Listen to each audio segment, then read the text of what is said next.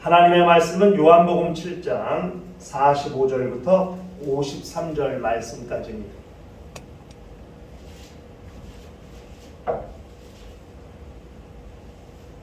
요한복음 7장 45절부터 53절 말씀까지입니다. 찾으셨으면 한 절 한 절씩 교독을 하도록 하십시다.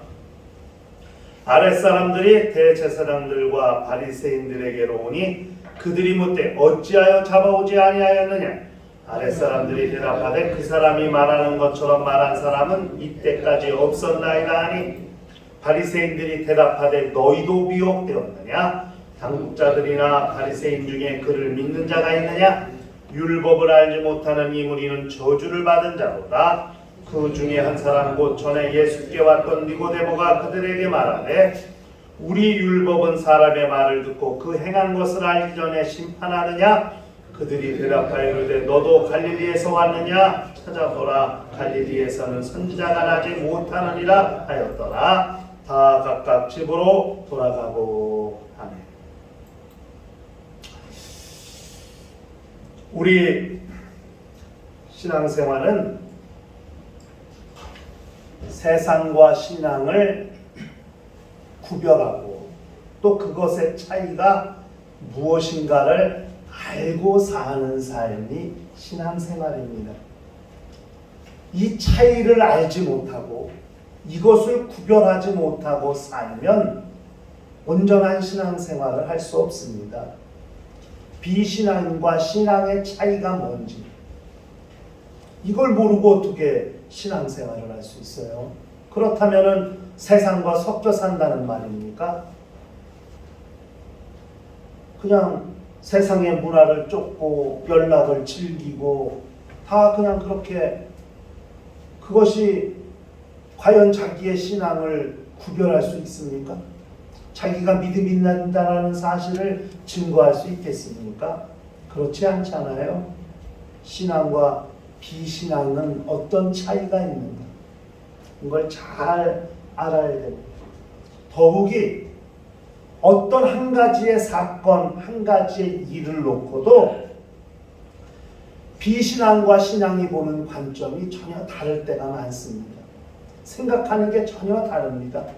어떤 일이 안 좋은 일이 있었다. 그러면 비상인들은 슬퍼하고 좌절하고 절망하고 그럽니다. 그런데 신앙인들은 힘들고 어렵지만 오히려 그때 하나님의 뜻이 무엇일까? 때로는 슬픈 일 가운데도 감사하기도 하고 이렇게 접근하거든요. 병에 걸렸어요. 비신앙인들은 절망해요.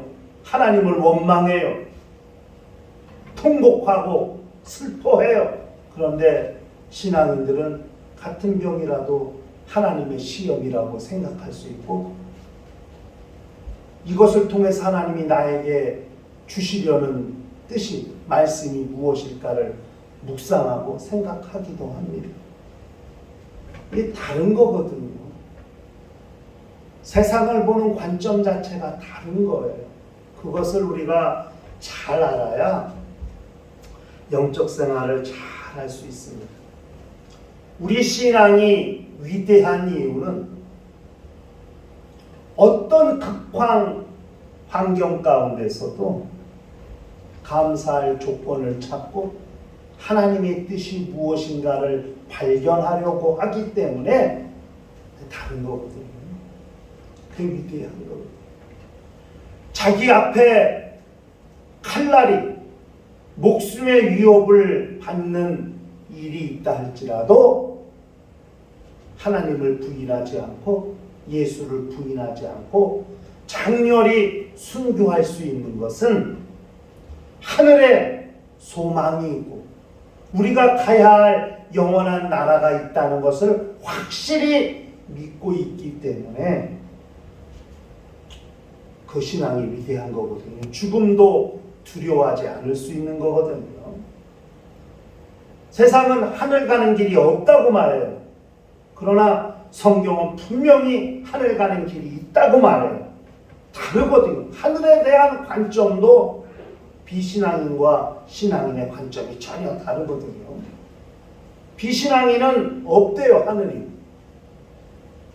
천국이 어딨냐 그래. 그러나 신앙인은 천국이 있다고 말해요. 성경은 예수께서 내가 곧 길이요 진리요 생명이니 나로 말미암지 않고는 아버지께로 올 자가 없다. 예수가 길이라고 말했거든요. 하늘 가는 길이라고 말했거든요. 그러나 세상은 천국이 없다 그래요. 천국에 관한 관점도 이렇게 비신앙과 신앙인의 관점이 달라요. 이 차이를 잘 알지 못하면 신앙인들도 자기가 믿는 신앙에 확신이 없을 수 있어요. 내가 죽으면 어디로 가는지, 죽음 이후에 세계가 있는지 신앙인들도 헷갈릴 때가 있거든요. 그 차이를 알아야 내가 믿는 것이 어떤 가치가 있고 우리가 죽으면 어디를 향해 간다는 사실을 알아야 우리가 힘들어도 어려워도 그렇게 견디고 인내하면서 그 나라를 향해 갈 수 있지 않겠습니까? 매우 중요한 신앙생활의 요소거든요. 오늘 우리가 읽은 말씀에 이 차이를 알 수 있는 중요한 내용이 나오는 거예요. 너무 신기한 것은 지금 여기 딱 단어가 두 개가 나오거든요. 너희도 미혹되었느냐? 미혹이란 말이에요. 당국자들과 유대인들, 바리새인들 중에 믿는 자가 있느냐? 믿음이란 말이 나오거든요. 근데 이것을 말하는 사람들은 지금 대제사장과 바리새인들이거든요.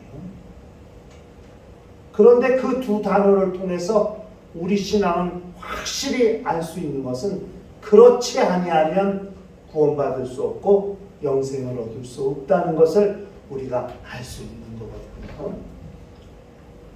첫 번째가 이 미혹이라는 말입니다. 예수를 붙잡으라고 아랫사람들을 보냈어요. 잡아오라고. 그런데 그 사람들이 가서 예수를 안 잡아왔어요. 지난 시간에 우리가 살펴본 것처럼 손을 대는 자가 없더라.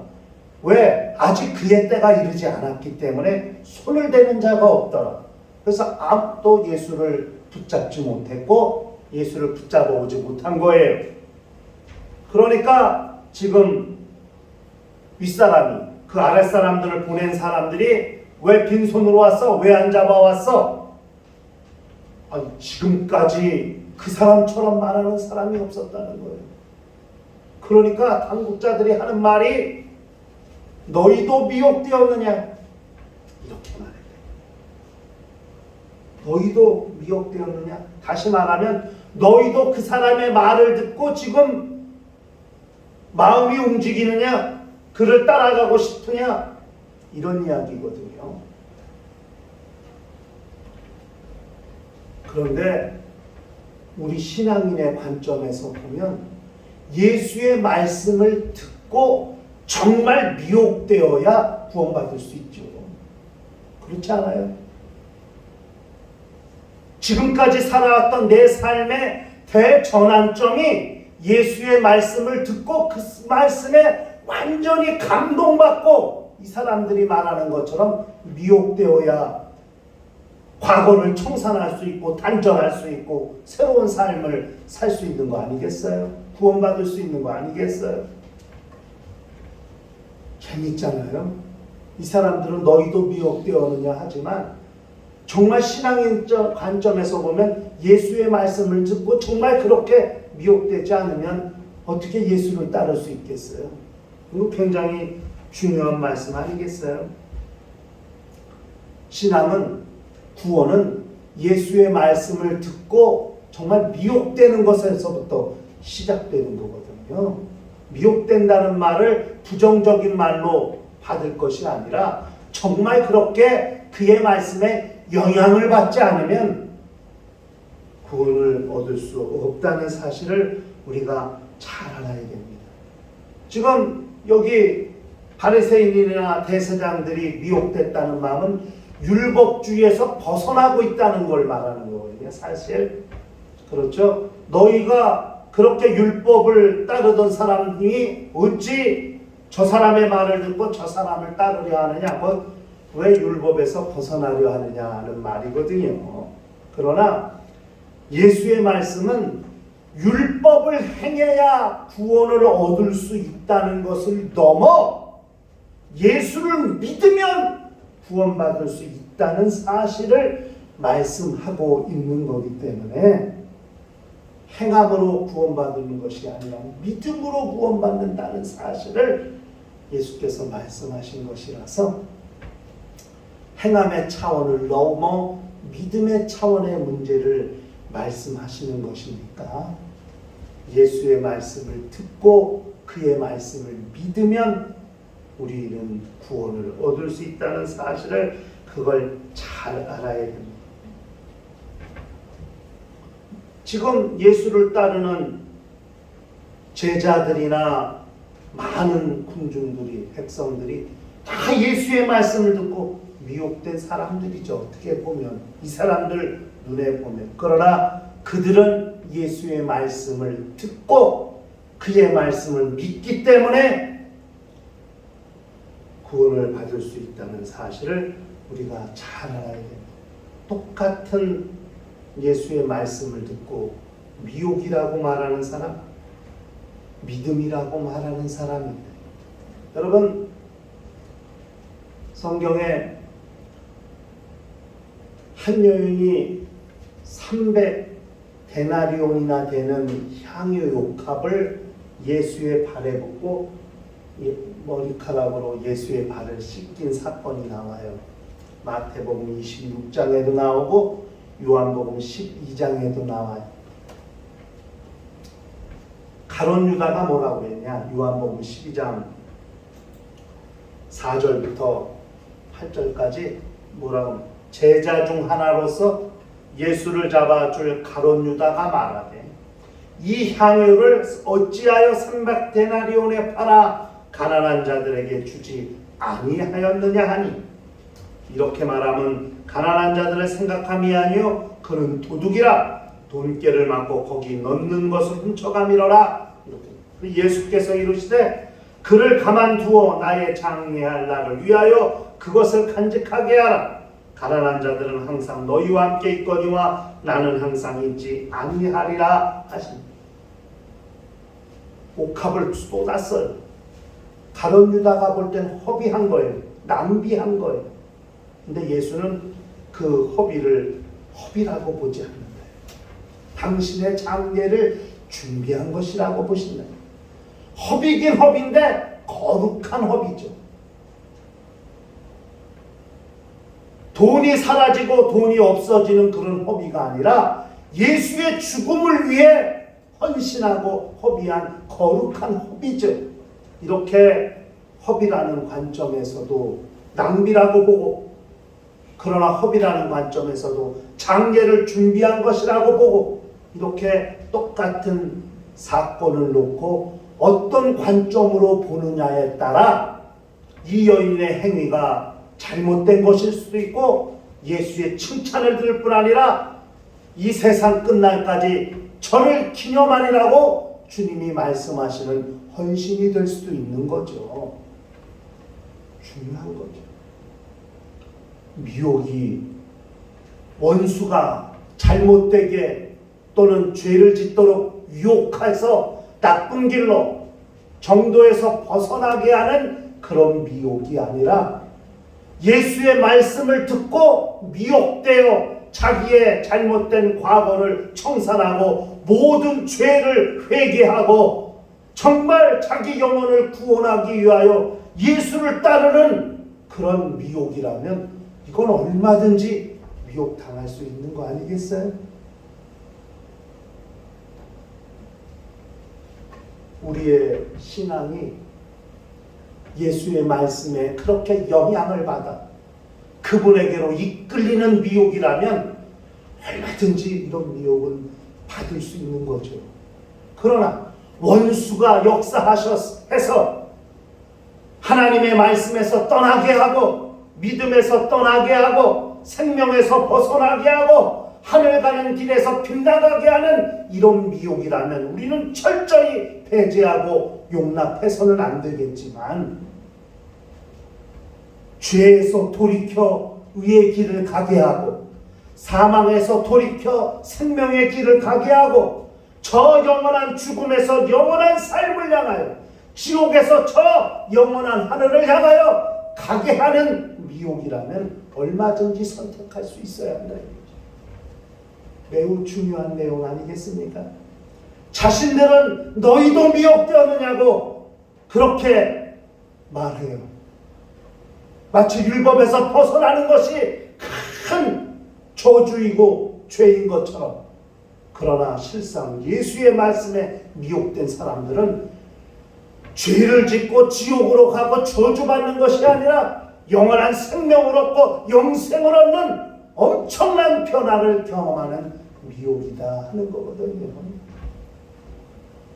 우리는 어떤 길을 선택할 것인가? 그래서 어떤 사건을 놓고 신앙의 관점으로 보느냐 불신앙의 관점으로 보느냐의 결과는 엄청나게 극과 극이라는 것을 우리가 잘 알아야 됩니다. 두 번째는 당국자들과 바리새인들 중에 믿는 자가 있느냐? 없다는 거거든요. 예수의 말씀이 정말 진리라면 바리새인들이나 당국자들이 그의 말을 믿어야 될 텐데 믿는 자가 없다는 거예요. 그래서 구원받지 못하는 거죠. 그들은 그 예수의 말씀을 믿지 않았기 때문에 구원받지 못하는 거죠. 율법을 잘 알고 백성을 다스리는 자들이 예수를 믿는 자가 없다고 이렇게 말하는 것은, 그리고 그렇게 예수의 말씀을 따르는 자들은 저주받은 자들이라고 그렇게 이야기하고 있는 것은, 또 니고데모의 말을 듣고도 인정하지 않죠? 너도 갈릴리 출신이냐? 갈릴리에서는 선지자가 날 수 없다. 무시해버리고 소문만 듣고 그렇게 출신만 보고 그렇게 사람을 판단하고 정죄해버리는 그런 모습들은 우리에게선 있어서는 아니 된다는 거거든요.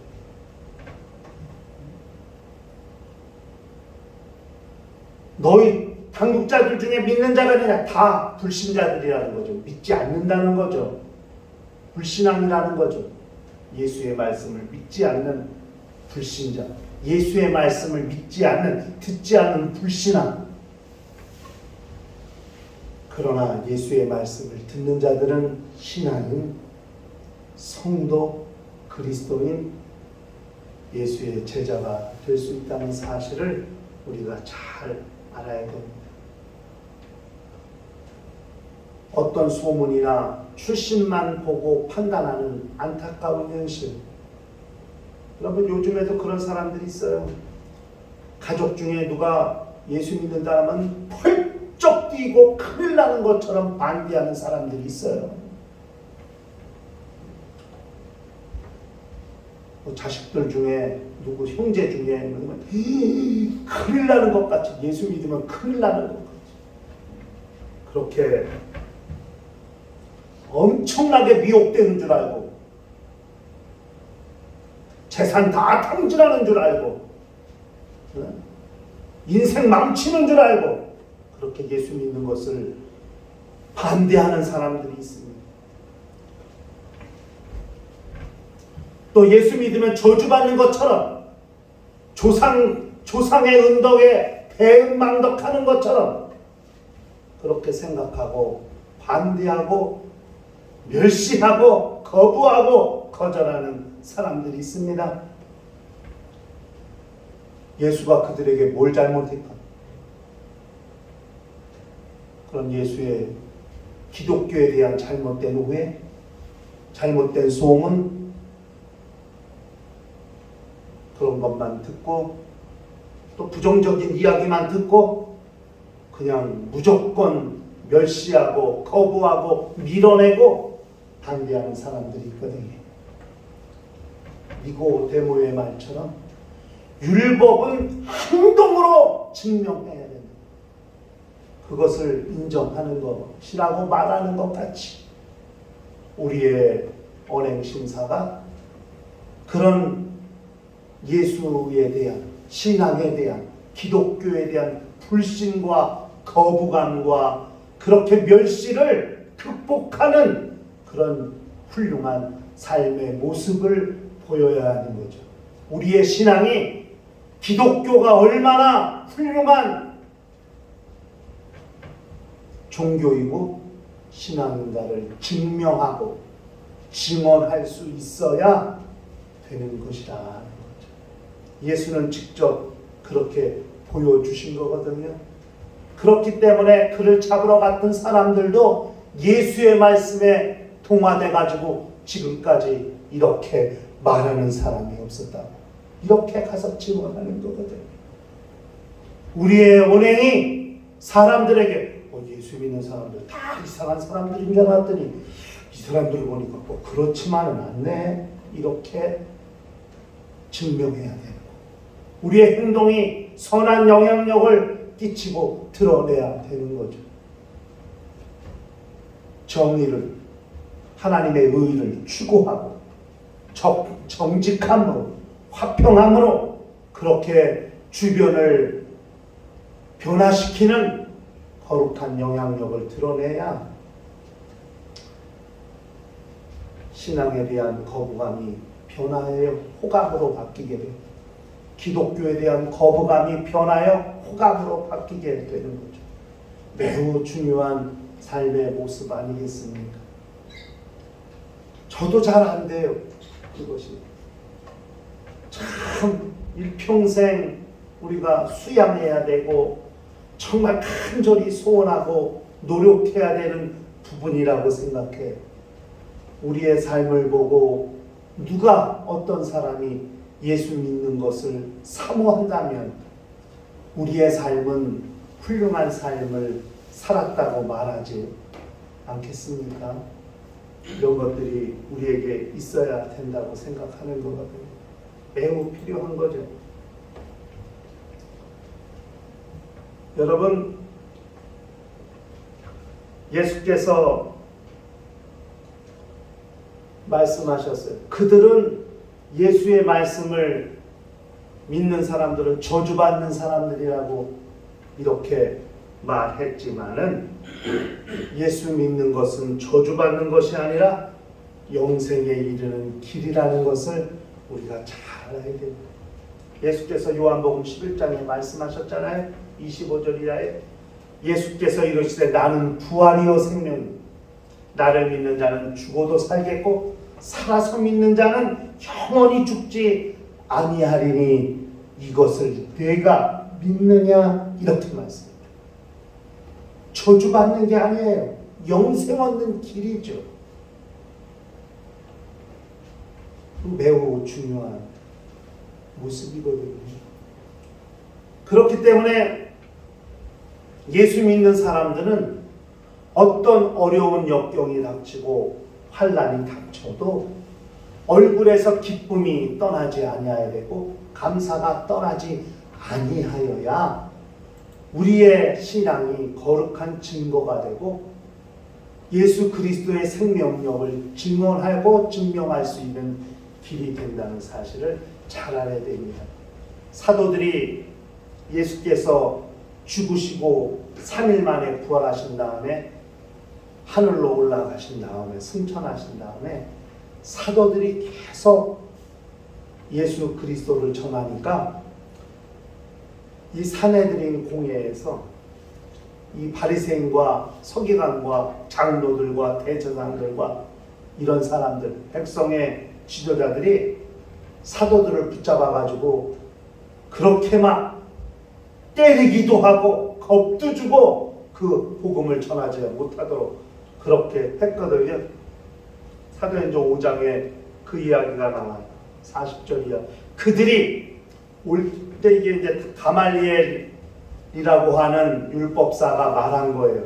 야, 그거 하나님께로 시작됐다면 니네들이 막을래도 막을 수 없고 하나님께로 시작되지 않았다면 자연히 없어질 거다. 옛날에 이런 사람도 일어나는데 없어졌고 저런 것도 운동도 일어나는 다 없어졌다. 하나님께서 역사하시지 않으면 자연히 사라질 거니까 그냥 내버려 둬라.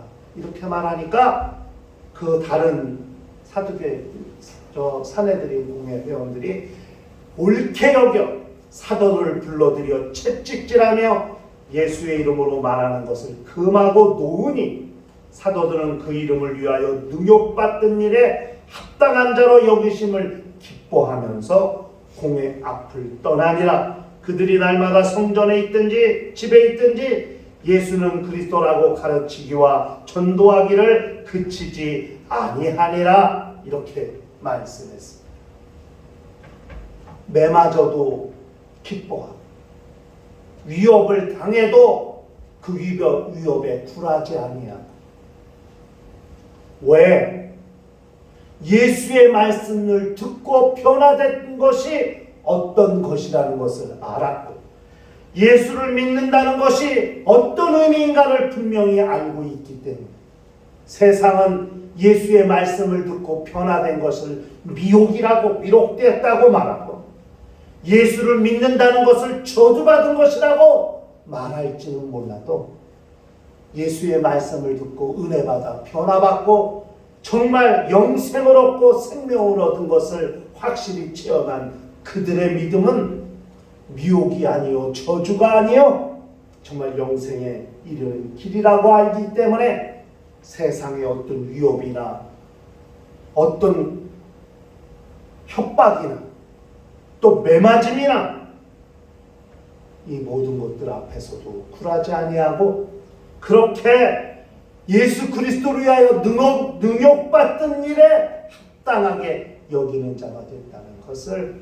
기뻐하면서 그렇게 복음 전하는 것을 멈추지 아니하고 하나님의 선한 일을 감당하는 그런 사람들이 되었다는 것을 우리가 기억할 필요가 있습니다. 여러분, 예수 믿는 것이 부끄러운 것이 아닙니다. 예수 믿는 것이 창피한 것이 아닙니다. 예수 믿는 자부심을 좀 가지세요.